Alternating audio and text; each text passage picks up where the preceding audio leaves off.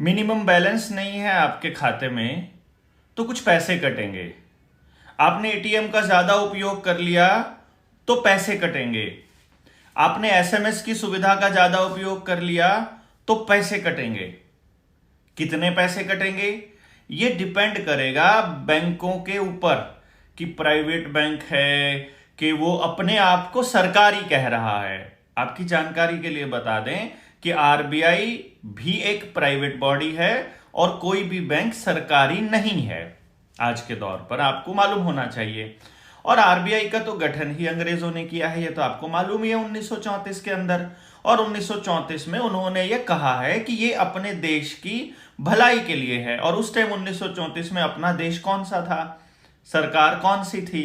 तो the central government कौन सी है जो आपके बैंक नोट के ऊपर लिखी हुई है? आपके 1 रुपए के नोट के ऊपर तो भारत सरकार लिखा हुआ है और आपके बाकी के सारे नोट के ऊपर रिजर्व बैंक ऑफ इंडिया लिखा है। और रिजर्व बैंक ऑफ इंडिया के नीचे पतली सी एक लाइन लिखी होती है, केंद्रीय सरकार द्वारा प्रत्याभूत, या फिर अंग्रेजी में लिखी होती है guaranteed by the central government. तो वो सेंट्रल गवर्नमेंट कौन सी है? वहां पर भारत सरकार लिखने में ज्यादा स्याही लगती थी क्या? तो फिर संविधान के अंदर इस बात का जिक्र क्यों है कि union not central government? Bharat की जो सरकार है वो यूनियन गवर्नमेंट है। भारत की सरकार रिपब्लिक ऑफ इंडिया है, गवर्नमेंट ऑफ इंडिया है, लेकिन सेंट्रल गवर्नमेंट नाम की कोई चीज नहीं है। अब कितने पैसे कटेंगे? मिनिमम बैलेंस अगर आपने नहीं रखा है अपने खाते में तो 2018 से लेकर 2023 तक कुल 21,000 करोड़ रुपया काटा गया आपके खातों से।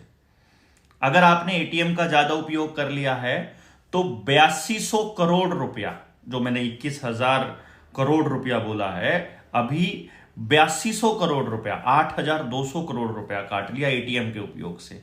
और एसएमएस का अगर आपने सुविधा लिया है तो उसके लिए आपको टोटल पे करने पड़े हैं 6,200 करोड़ रुपया। ये बात वित्त राज्य मंत्री डॉक्टर भागवत कराड़ ने संसद में लिखित में जवाब देते हुए बताया है। अब आपको जानना होगा कि ये जो पैसा है ये किसके खाते से कटा है। सीधी सी बात है, जिसने बैंक में खाता नहीं खुलवाया उसके खाते से नहीं कटा है, और जो मोटी अमाउंट कमाते हैं, जो बहुत पैसा कमाते हैं, उन्होंने भी ये पैसा नहीं कटवाया है, क्योंकि उनका खाता भी कभी मिनिमम बैलेंस के लेवल पर नहीं जाता है।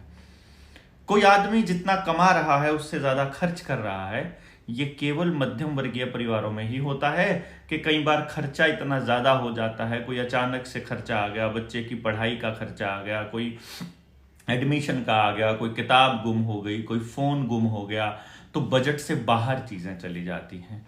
और जब चीजें बजट से बाहर चली जाती हैं तो उस व्यक्ति को अपने खाते से पैसा निकलवाना पड़ सकता है।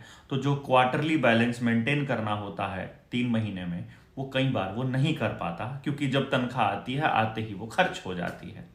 तो एक मध्यम वर्गीय परिवार जिसका घर भी नहीं चल रहा है क्योंकि उसे बैंक से पैसे निकलवाने पड़ रहे हैं, अब तो हर पैसा ट्रांजैक्शन जो है, हर जो ट्रांजैक्शन है उसको उन्होंने ट्रैक करना शुरू किया है ना। तो वो कह रहे हैं कि बैंकों के थ्रू ही होगी, यूपीआई आईडी के जरिए होगी, आप कैश नहीं रख सकते हैं, कैश हैंडलिंग चार्जेस आपको अलग से पे करना पड़ता है। उसका तो मैं जिक्र ही नहीं कर रहा हूं। अगर आपने अपने अकाउंट में कैश ज्यादा जमा करवाना और निकलवाया है तो उसका भी पैसा कटता है। आप क्रेडिट कार्ड की पेमेंट कैश से कर रहे हैं उसके भी ज्यादा पैसे कटते हैं, वो मैं अभी जिक्र नहीं कर रहा हूं। ये जो 35,500 करोड़ रुपए की मैंने बात की है ना, ये तो सिर्फ 3 सर्विसेज के हैं कि एवरेज जो क्वार्टरली बैलेंस है वो, मिनिमम जो बैलेंस है वो मेंटेन नहीं हुआ है, एटीएम का प्रयोग ज़्यादा हुआ है, या एसएमएस की सुविधा ली है। बाकी का कैश हैंडलिंग चार्जेस मैंने इसमें इंक्लूड नहीं किया है। तो अब आप सोचिए कि ये मध्यम वर्गीय परिवारों से अगर 35,500 करोड़ रुपया सरकार लूट चुकी है तो क्या ये किसी कानून के तहत है? अब ये अगला सवाल बनता है, क्या इसका कोई कानून है? जब हम आरबीआई के पास पहुंचते हैं और जब हम आरबीआई से पूछते हैं या आरबीआई की गाइडलाइंस को देखते हैं, तो आरबीआई ने 26 दिसंबर 2002 में एक गाइडलाइन जारी की थी कि किसी के भी खाते से कोई पैसा नहीं काटना है, लेकिन उसमें एक लाइन ऐड कर दी कि ट्रांसपेरेंसी मेंटेन करने के लिए, अपने खर्चे निकालने के लिए और अपने अकाउंट्स की मेंटेनेंस का खर्चा भरपाई करने के लिए बैंक अगर पैसा काटना चाहता है तो कस्टमर को बताकर काटे। यानी अगर आपके पास एक चिट्ठी आ जाएगी, आपके पास एक एसएमएस अलर्ट आ जाएगा कि कल से आपका इतना पैसा कटा करेगा, तो अब आप कुछ नहीं कर पाएंगे। अपने ही पैसे को जमा करवाने का भी पैसा आप दोगे और अपने ही पैसे को निकलवाने का पैसा भी आप दोगे। लेकिन अगर आप ट्रांजैक्शन कर रहे हो चेक के जरिए, आप ट्रांजैक्शन कर रहे हो अगर मतलब कैश ना हो जिसमें इन्वॉल्व, मतलब एनईएफटी करवाना हो, आरटीजीएस करवाना हो, आपको मतलब पेमेंट जो है वो ऑनलाइन ट्रांसफर करनी हो, तो फिर आपसे कोई पैसा नहीं लिया जाएगा। लेकिन अगर आप कैश में डील कर रहे हो कहीं पर भी, तो आपसे पैसा कटेगा। ये खेल यहां से शुरू होता है कि आपको पैसे की जरूरत कम से कम महसूस हो और आप उन डिजिट्स को ही पैसा मानने लग जाओ जो बैंकों में लिखा हुआ है। और धीरे धीरे जैसे 2000 का नोट गायब हुआ, वैसे ही 500 का नोट भी गायब हो जाए, वैसे ही 100 के पुराने नोट भी गायब हो चुके हैं, वैसे ही धीरे धीरे बाकी के नोट भी गायब हो जाएंगे। आपके पास छुट्टा नहीं मिलेगा। देखिए ना, 500 का नोट मार्केट में रहेगा क्योंकि 500 के नोट की जरूरत रहती है। नीचे से छोटे नोट गायब हो जाएं, अगर 10 का, 20 का, 50 का और 100 का, तो आपको खुले पैसे रखने में दिक्कत होगी। अगर आप खुले पैसों का निपटारा करना चाहते हो तो आपको यूपीआई से पेमेंट करनी पड़ेगी। जब आप यूपीआई से पेमेंट करने लग जाओगे तो आप डिजिट्स को ही पैसा मानने लग जाओगे। जब आप मोबाइल से पैसा ट्रांसफर करोगे और जब आप डिजिट्स को ही पैसा मानने लग जाओगे तो ये उस डिजिट्स को ही सीबीडीसी में कन्वर्ट कर देंगे, और सीबीडीसी में जब रुपए का नाम बदलकर ई रुपया रख देंगे, और फिर रुपए के पीछे जो स्टैंडर्ड है उसकी डिमांड आप कभी नहीं कर पाओगे। और जितने लोगों का जितना कर्जा होगा उसको उतने ही क्रेडिट स्कोर में डाल देंगे, और उसी का नाम होगा सोशल क्रेडिट स्कोर। अब ये बात आपको समझ में अगर नहीं आ रही है तो आपको क्या समझ में आ रहा है? ये समझने के लिए क्या इसके लिए बहुत बड़ा दिमाग लगाना पड़ेगा? ये बहुत कॉमन सेंस की बात है। ये बहुत पहले बोल चुके हैं कि हम सीबीडीसी लेकर के आने वाले हैं और उसको कोई नहीं रोक सकता है। लेकिन हम क्या कह रहे हैं, जनता सरकार मोर्चा वाले, इसको देश की जनता रोक सकती है। अगर देश की जनता को यह पता चल जाए कि असली धन क्या है, ये डिजिट्स के बदले आपकी मेहनत को आपसे ले रहे हैं। आप सुबह से रात तक पागलों की तरह काम करते हैं और फिर आखिर में इनके खाते में ट्रांसफर करना पड़ता है आपको। चाहे कंपनी हो कोई भी, घर में जितना सामान आ रहा है सब कंपनी का आ रहा है, घर जीवन में जितना काम हो रहा है सब कंपनियों को जा रहा है, तो जितना भी पैसा हम कमा रहे हैं वो सब कंपनियों को जाके ट्रांसफर हो रहा है, और आप उसे क्वालिटी लाइफ बोल रहे हैं। क्वालिटी लाइफ होती है आप प्रकृति के कितने नजदीक हैं, आपका मिट्टी से कितना गहरा संबंध है, आपका अपने लोगों से कितना संबंध है, आप दिन में हंसते कितने हैं, आप खुश रहकर काम करते हैं, आप समाज में रहते हैं कि समाज से कटे हुए रहते हैं। आपके ऊपर टेलीविज़न का, स्क्रीन का, फिल्मों का या मोबाइल का कोई भूत सवार तो नहीं रहता है। कहीं कोई वर्चुअल रियलिटी तो आपके दिमाग के ऊपर हावी नहीं रहती है। कहीं आपको कोई अननेसेसरी की चीज़ों का डर तो नहीं लगा रहता है। तो फिर आपकी ज़िंदगी खुश नहीं है। सड़क पे चलते हुए अगर आपको ऑनलाइन चालान का खतरा लगा रहेगा, अगर आपको हर समय ये ध्यान रहेगा कि मेरे किस चीज़ के ऊपर चालान कट जाए, मेरी गाड़ी की हेडलाइट ठीक नहीं है, मेरी गाड़ी के नंबर प्लेट ठीक नहीं है, मेरा अकाउंट बैलेंस ठीक नहीं है, मेरे लोन की किस्तें कटनी बाकी रहती हैं, मेरे परिवार में झगड़ा हो रहा है, मेरे बच्चों को मोबाइल की आदत पड़ी हुई है, ये सब चीज़ें अगर आपके दिमाग में हावी रहेंगी तो आप खुश कैसे रहेंगे? और जब आप खुश नहीं रहेंगे तो अपने परिवार को खुश कैसे रख पाएंगे? और जब आपका परिवार खुश नहीं है तो फिर आपके जीवन का मतलब क्या है, ये समझना पड़ेगा। अगर आपको असली धन की तरफ जाना है तो आपको जानना पड़ेगा पशुधन असली धन है, उत्पादन असली धन है, जमीन असली धन है, आप असली धन है, हम असली धन है, ये समाज असली धन है, ये डिजिट्स धन नहीं है। और जमीन को हथियाना कॉरपोरेट्स का अगला टारगेट है, और ये किसी भी कीमत पर एक्वायर करेंगे। आपके बच्चों को विदेश भेजने के नाम पर, आपको मोटी रकम देने के नाम पर 1 करोड़ रुपया दे देंगे। 1 करोड़ रुपया बैंक से निकलवा कर दिखाइए, कैश। कैश ही नहीं है बैंकों के पास। अभी आपने आज का प्रकरण सुना, आज 4 तारीख है, 4 दिसंबर। आज का प्रकरण सुनोगे तो आपको पता चलेगा। पलवल की जो टीम है, नूंह की जो टीम है, अपने जो जनता सरकार मोर्चा के साथी हैं भाई सोमदेव, उनको उनको बैंक में जा करके बैंक वालों से सवाल पूछना था कि तुमने गाड़ी उठाई कैसे। उनके एक साथी हैं प्रदीप, उनकी गाड़ी को उन्होंने उठा लिया। कैसे उठाया? देखो, मैं जो बात हमेशा से कहता आ रहा हूं, इसको समझिए आप। उसकी गाड़ी को कैसे उठाया कि ये किसके किस्तों के इसके नाम है गाड़ी, प्रदीप के नाम है। गाड़ी कोई और चला रहा था, उसका कोई दोस्त था, रिश्तेदार था कि कौन था, आई डोंट नो, लेकिन कोई और चला रहा था। उससे पूछा गाड़ी किसकी है? बोला प्रदीप की है। किसके नाम? प्रदीप की है। इसकी किस्तें नहीं जमा हुई है। उसने कहा जी मुझे तो पता नहीं, मैं तो मांग के लाया हूँ, बात कर लीजिए। प्रदीप से बात करी। प्रदीप ने बात करके बोला कि मेरा बैंक के साथ डिस्प्यूट चला हुआ है और जब डिस्प्यूट क्लियर हो जाएगा हम पेमेंट कर देंगे, कोई दिक्कत नहीं है, हम पेमेंट रोकते नहीं हैं। अब पेमेंट को रोक लिया गया। अब रोक लिया गया तो बैंक का जो रिकवरी एजेंट था उसको मालूम है कि जनता सरकार मोर्चा को पता है कि जब बैंक के साथ डिस्प्यूट चल रहा है तो गाड़ी को नहीं रिकवर कर सकते, लेकिन उस पर्टिकुलर बंदे को नहीं मालूम था। उसने क्या किया, चुपचाप गाड़ी की चाबी उनको पकड़ा दी और उनके कागज पे साइन कर दिए कि ले जाओ, हमें क्या, मालिक की गाड़ी है, ले जाओ। अब हमारे पास खबर आती है कि उसकी गाड़ी तो उठा ली। अरे ऐसे कैसे उठा ली? वो बोले उसने खुद ही दे दी चाबी। अब खुद दे दी तो हम क्या कर सकते हैं भाई। लेकिन फिर भी सोचा बैंक वालों से पूछने चलते हैं। बैंक वालों के पास गए, मेरी बात हुई सोमदेव से। उसने कहा कि हम जा रहे हैं भाई जी। तो मैंने कहा एक काम करना, जब आप वहां जाओ तो पहले 112 पे कॉल करके जाना, क्योंकि झूठे आरोप लगा देंगे। 112 पे कॉल करी तो बैंक वालों के साथ तुम्हारा डिस्प्यूट है, हम नहीं आएंगे, ऐसा कहकर पुलिस चौकी जो थी वो राजस्थान की कोई चौकी थी, मैं उसका नाम मेरे दिमाग से निकल गया, देखिए मेरे सामने लिखी हुई पड़ी थी, मैं अभी दिमाग से निकल गया उसका। वो चौकी इंचार्ज जो था वो डीग में पड़ता है, मतलब थाना कौन सा था, आई डोंट रिमेम्बर, मैं लिख दूंगा इसमें।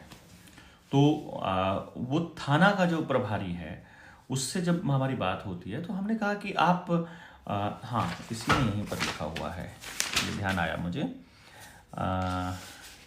कामा चौकी है ये। कामा चौकी का जो इंचार्ज था वो नहीं आया। अब जब हमारे साथी वहाँ पर पहुँचते हैं बैंक में, जो कि मतलब एक प्राइवेट फाइनेंसर था, उसके पास जब हम पहुँचते हैं तो उनसे पूछा गया कि तुमने गाड़ी उठाई कैसे। तो वो कहता है कि वो झगड़ा आपने देखा होगा, मैंने अपने फेसबुक के ऊपर ही मैंने शेयर किया हुआ है, और उन्होंने पुलिस बुला ली। पुलिस सामने से बैठ के कह रही है कि मुझे हमें पूरा मसला समझाओ, आओ थाने में आ जाओ और हमको पूरा मसला समझाओ। वो पूरा मसला समझाने के लिए पहुंच जाते हैं और वहां जा करके बाकी लोगों को बाहर निकाल के और 2 लोगों को गिरफ्तार कर लिया जाता है। फिर हमने एसपी से बात की। एसपी से बात करके बोला कि तुमने गिरफ्तार कैसे कर लिया और ये मसला ऐसा क्या था, और वो बोल रहा है कि 151 में गिरफ्तार कर लिया। वो कह रहा है कि खुंदक है, तुम्हारा बहुत शिकायत आ रहा है, और ये हमको पहले से मालूम है कि जनता सरकार मोर्चा के लोगों से खुंदक तो ये खाएंगे ही, क्योंकि बैंक वाले हो सकता है कि चौकी को रिश्वत पहुंचाते हो सकता है कि उनको हफ्ता जाता हो कि तुमको हमारे मसलों में नहीं पड़ना है। अब जब बैंक मैनेजर भी था और हमारे साथी भी थे तो बैंक मैनेजर को भेज दिया और हमारे साथी को पकड़ लिया। जब एसपी को फोन किया, एसपी बोला मैं संज्ञान लेता हूं। अब एसपी संज्ञान लेता है तो फिर वो बोलता है जी हमने तो इसको अरेस्ट दिखा दिया है, तो फिर अब हमको एसडीएम कोर्ट में पेश करना पड़ेगा। तो अभी एसडीएम कोर्ट में पेश करके उनको छोड़ दिया दोपहर बाद तक। लेकिन पंगा क्या है, जो सबसे बड़ा पंगा है वो क्या है कि जिसका केस था, हम कह रहे हैं कि यहां से निपटने के बाद सीधे बैंक के दफ्तर फिर से जाइए, पुलिस को मैसेज कर दीजिए, मेल कर दीजिए कि हम वहां जा रहे हैं और अब हम धरना देने जा रहे हैं। तो जिसका केस था वो बंदा बोलता है मेरे घर में तो शादी है, मैं तो वहां जा रहा हूं, आप बैठिए धरने पर। केस किसी और का है, धरने पर कोई और बैठेगा, ऐसा कैसे हो सकता है भाई। इसीलिए हम आपको यह कह रहे थे कि जिसका भी आवेदन लगाना हो उसको पहले पूरी तरह से ट्रेनिंग तो दे दीजिए कि उसको लड़ना कैसे है। मसला जिसका है लड़ेगा तो वही ना, तो जो लड़ेगा उसी के साथ तो जनता सरकार मोर्चा खड़ा होगा। किसी और की लड़ाई हम लोगों को नहीं लड़नी है, ये सारे साथी जान लें। और इसीलिए हमने कहा था, तो अभी हम प्लान कर रहे हैं, ये जो फ्राइडे आने वाला है, आज 4 तारीख है, तो ये समझिए कि 10, 9 और 8 यानी 8 तारीख का फ्राइडे पड़ेगा। तो 8 तारीख से लेकर 8, 9, 10 की हम ट्रेनिंग रखने का प्लान कर रहे हैं। और ये भिवानी में हम प्लान कर रहे हैं, रोहतक भिवानी के आसपास का किसी एरिया में, आपको बता देंगे। आप अपने जो साथी हैं, अपने जिले के जो साथी हैं, उनसे संपर्क कर लीजिए कि इस ट्रेनिंग में मैक्सिमम लोग आएँ। जितने लोग रुके हुए हैं सारे के सारे इस ट्रेनिंग को समझ लें, और फिर हम आपको जगह बता देंगे और फिर इस प्रक्रिया को चालू कर देंगे। ये ट्रेनिंग करने के बाद फिर हम पूरे हरियाणा में एक धन्यवादी दौरा निकालने वाले हैं। तब तक आप सारे साथी अपने अपने जिले के उन साथियों को चिन्हित कर लें जो 19 नवंबर की रैली में पहुंचे थे, और फिर उसके बाद हर जिले में जो जो गांव के साथी अपने गांव में प्रोग्राम करवाना चाहते हैं, उस धन्यवादी दौरे में वो प्रोग्राम्स, वो उस गांव के कार्यक्रम भी हम करते जाएंगे और नए लोगों को जोड़ते जाएंगे। तो चाहे वो 1 महीना लगे, चाहे 2 महीने लगे, इस पूरे की पूरी यात्रा में पूरे हरियाणा को हम लोग कवर करने की योजना बना रहे हैं। इस दौरान आप अपने लोकल जो मीडिया के साथी हैं उनसे भी संपर्क कर लीजिए। अब हम ओपन में आ चुके हैं। अभी तक हमने जितना काम किया है 2 साल में, हमने कहीं किसी को पहले से नहीं बताया कि हमारा शेड्यूल क्या रहेगा। हमने कहीं पर नहीं बताया कि कार्यक्रम कहाँ होगा, ट्रेनिंग कहाँ होगी। जो इंटरनल लोग जुड़ रहे थे उनको हमने जोड़ लिया। अब ओपन लोग जोड़ने की बारी है, और उसको संभालने के लिए डिस्ट्रिक्ट के साथी हैं। डिस्ट्रिक्ट के जितने साथी आवेदन लगाने वाले हैं, हमें पता चला है कि कुछ लोग जनता सरकार मोर्चा के नाम पर पैसे लेकर अपने आप से आवेदन लगा रहे हैं। हम एक लिस्ट जारी करेंगे, केवल उन्हीं साथियों को वो आवेदन गया होगा तो आपका आवेदन लगा हुआ है, नहीं तो फिर जब सुप्रीम कोर्ट में जब हमें अपीयर होना होगा, हम आपका केस एंटर नहीं करेंगे। ऐसे ही घर में बैठ करके आवेदन कोई भी तैयार कर लेगा, अगर पिछले किसी की आवेदन की कॉपी देख करके, तो वो आवेदन को हम साथ नहीं लगेंगे उसके, सीधी सी बात है। क्योंकि चोर लोगों के साथ लगने का काम अपना नहीं है, तो समाज के साथ खड़े होने का काम है। अभी तक हमको जो 19 नवंबर की रैली तक का है उसका कुछ अभी बैकलॉग पड़ा हुआ है, कुछ पेमेंट हम पे नहीं कर पाए हैं। तो उसके लिए वक़्त फाउंडेशन का जो अकाउंट नंबर हमने दिया हुआ था, जो साथी पे कर सकते हैं वहाँ पे कर दीजिए सहायता राशि को। और जो भी आवेदनों से जो भी आप लोगों ने हमें सहायता भेजी थी, वो सब सहायता राशि तो ऑलरेडी बहुत पहले ही खर्च हो चुकी है। तो अगर हम आपसे रिक्वेस्ट करते हैं कि मेरे ख्याल से ये सारा पैसा समाज के लिए ही इस्तेमाल होता है, और वैसे भी सारे बैंक जो हैं वो उड़ने वाले ही हैं। अब हम ये नहीं कहते हैं कि आप हमें दीजिए, हम तो ये कह रहे हैं आप अपने एरिया में समाज को जगाने के लिए इस राशि का इस्तेमाल कर लीजिए। और ये बैंकों ने जो चोर बाजारी करी हुई है, अगर इसका मसला आपको समझना है तो डिस्क्रिप्शन में ये वीडियो दे रहा हूं मैं, इस वीडियो को देखिए, इसको समझिए, रुपए के खेल को समझिए। ये समझना बड़ा ज़रूरी है आपका। अगर फेसबुक पे आप ये वीडियो देख रहे हो तो कैप्शन में वो समझिए, क्योंकि वो वीडियो का लिंक से आपको मालूम पड़ेगा कि बैंक आपके साथ धोखा कैसे कर रहे हैं। जब तक आपको ये पता ही नहीं चलेगा कि वो रुपया किस तरह से फर्जी और हम आवेदन क्या लगा रहे हैं, तो आप इस लड़ाई को भी नहीं समझ पाएंगे। तो आपसे गुजारिश है कि ज़्यादा से ज़्यादा संख्या में लोगों को जोड़िए और ट्रेनिंग के लिए लोगों को बताइए, और आपके ज़िले में जिसका कार्यक्रम है उसका आवेदन, उसके लिए आप भेज दीजिए मैसेज पे लिख करके। और मिस्ड कॉल के लिए आपको नंबर दिया ही था 9518170000, जनता सरकार मोर्चा से जुड़ने के लिए। टीम के कुछ साथी हैं जो बहुत काम कर रहे थे, तो अभी वो आपसे संपर्क करना शुरू करेंगे, आपको आपके ज़िलेवार ग्रुप्स में जोड़ना शुरू कर देंगे, और बहुत जल्दी हम लोग जनता से जुड़ करके अगले स्टेप की तरफ बढ़ेंगे। धन्यवाद, बहुत बहुत शुक्रिया। जय हिंद, जय भारत।